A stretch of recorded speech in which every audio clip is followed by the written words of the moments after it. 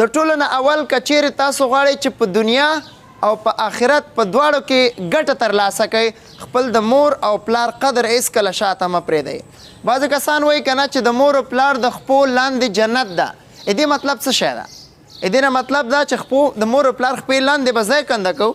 نه، یعنی مطلب ژوند د مور او پلار د خپو لاندې کوه، سر د پاسه یې مزه. کم کسانو چې د مور او پلار د خپو لاندې ژوند کړی ده، د هغو قدر و احترام او عزت یې کړی ده، همیشه هغو کامیابي ترلاسه کړې ده. مشران وایي که نه، وایي د هر کامیاب انسان تر شا ښځې لاسي که نه. ښځې مطلب دا نه ده مور ښځه ده، خور ښځه ده، حیا ښځه ده.